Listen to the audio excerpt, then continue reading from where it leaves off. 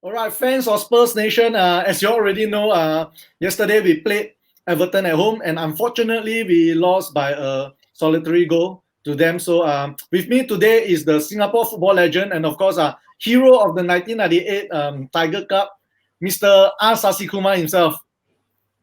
Hi Hey, Sasi. hello. Hi, thank you so much for taking time off your busy schedule to be with us today. No. It's a real pleasure to be here. I mean, anything to talk about Everton. So before we begin, maybe you like to share with us a little bit on your journey, your love for Everton. When did it start? I would say my love for Everton really started in I would say 90s, early 90s, because my older brother, he's a huge Liverpool fan. So whenever those days when football was on TV, he would support the Reds, and I would say, okay, I'll basically support the Blues. That's where it all started. And as you can, see, I've been suffering, or we've been suffering for quite a few years. It was really good to see that, the team played really well yesterday, and maybe dawn of a new era. So not just me, I think a lot of Everton fans will be really happy to see the way the team played yesterday.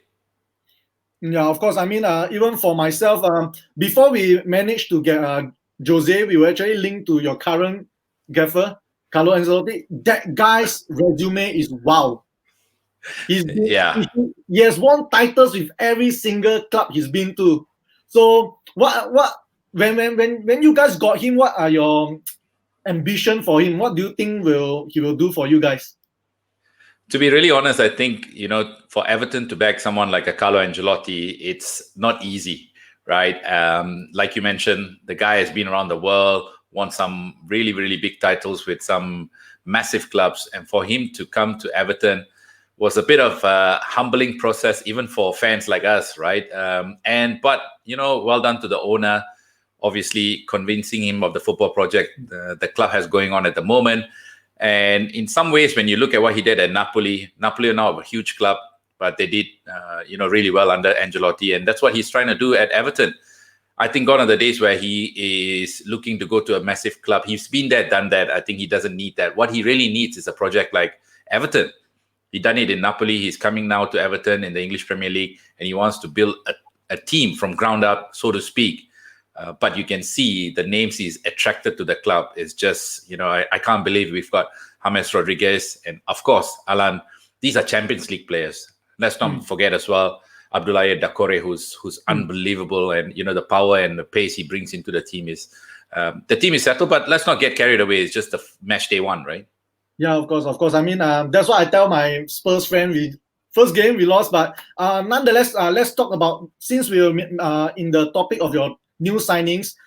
This is actually Carlos' first summer with you guys. So I think the main three signings are actually like what you mentioned. James, 2014 World Cup Golden Boot winner.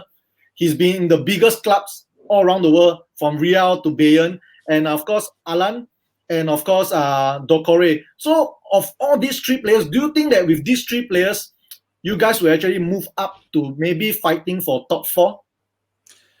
There's no reason not to believe so. Let's look at the players, right? What do they actually bring to the team? If you look at Everton in the last couple of seasons, what has been really plaguing Everton is the number of goals that Everton can actually score. The backline has also been a bit suspect, purely because you can't get goals. I mean, there's only so long that you can actually defend.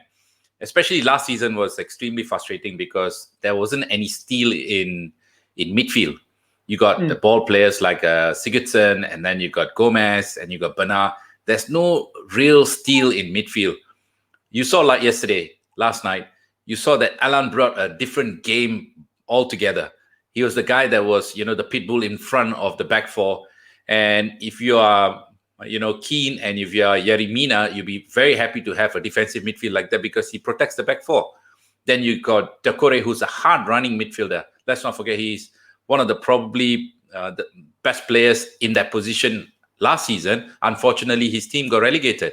But he's one of those guys that we know for sure that will be snapped up by a Premier League team because he is a Premier League player.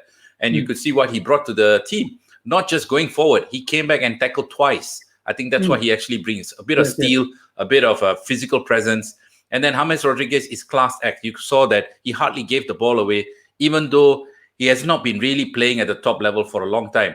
Yeah, Real Madrid off and on, Bayern Munich off and on. He hasn't been the same player that we saw in the 2004 World Cup, right? But he's a class act. You know that he's looking to resurrect his career. And why not at Everton? And why not at the biggest football league in the world, which is the Premier League? So very exciting signs. And you saw the players that are really benefiting from this is Richarlison. Even though he should have got a hat-trick yesterday, he put himself in a great position. And, Dominic Calvert-Lewin is as well. You got a striker that now can hit the ball. It's just that hopefully the defense holds up and doesn't make any mistakes, because going forward, Everton will always be a threat now.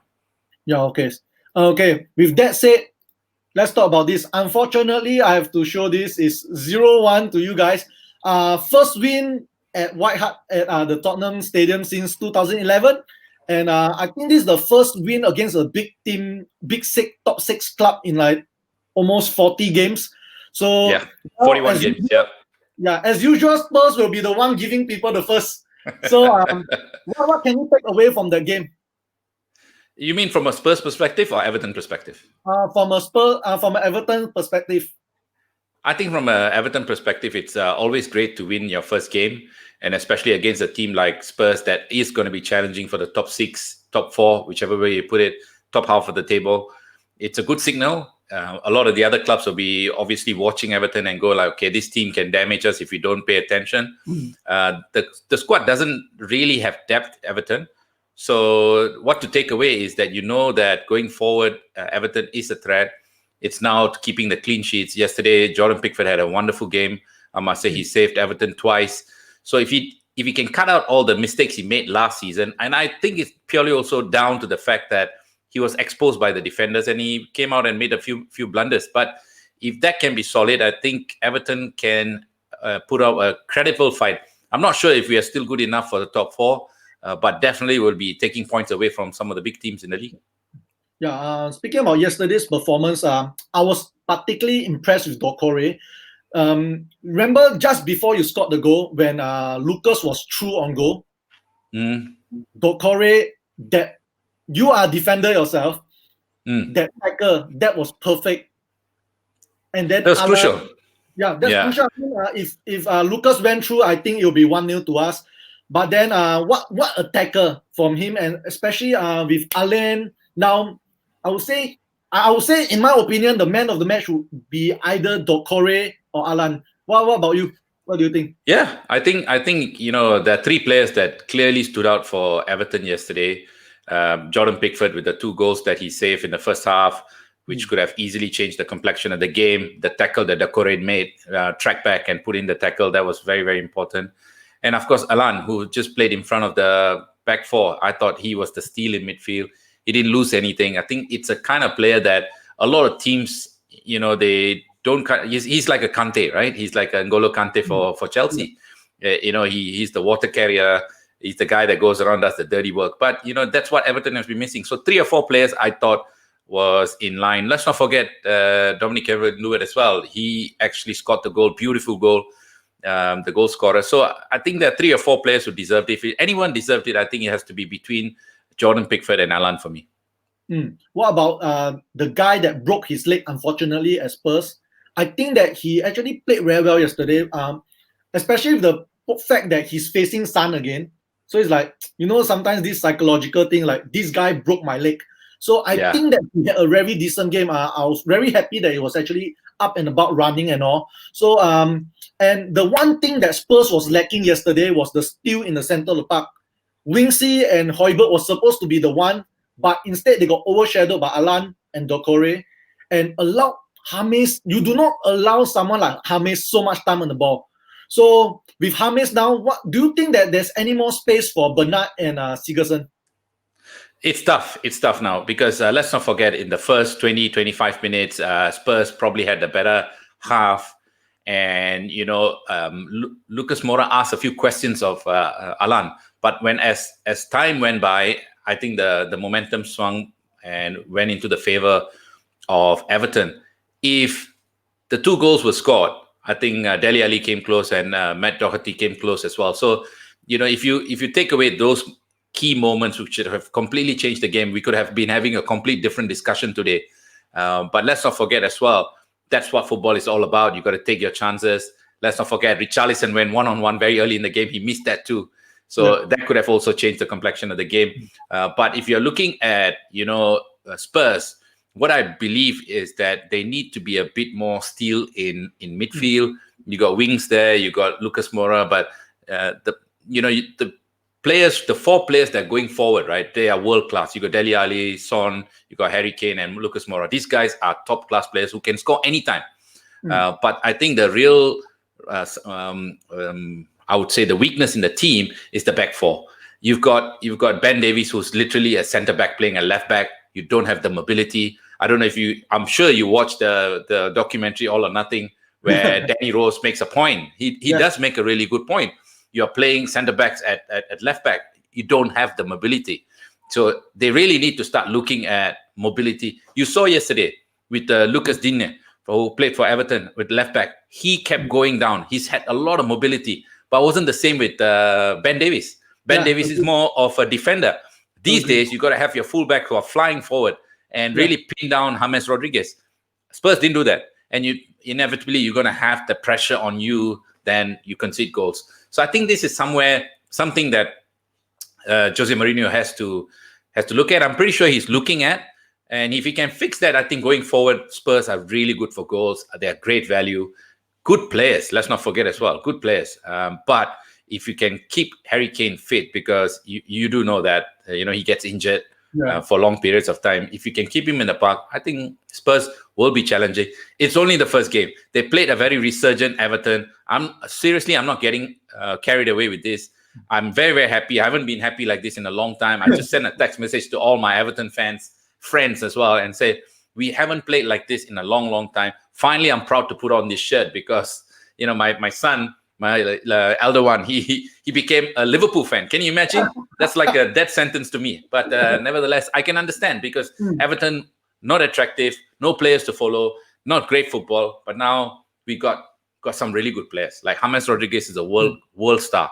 So I think if the team can build around it, not just from a football perspective, from a commercial perspective, and hopefully down the line we might have new Everton fans. There are no such thing as new Everton fans. Nobody becomes an Everton fan, or nobody has become an Everton fan in the last decade.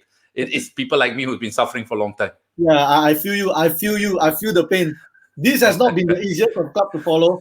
But with that said, before we end this little chat, what are your predictions for Everton this coming season? Like I said, it's a team that doesn't have the depth. Of course, you got Sigurdsson on the bench, Bernard on the bench, Iwobi, Theo Walcott. Players who have been part of Everton, they can come on and do something. But if you're going to challenge for top 4, these guys have to step up their game as well. You saw Gomez and Sigurdsson yesterday they stepped up their game. In the past, nobody was really challenging them. Now they got to fight for their place, right? So I think with this competition in the squad, Everton should finish in the top half of the table.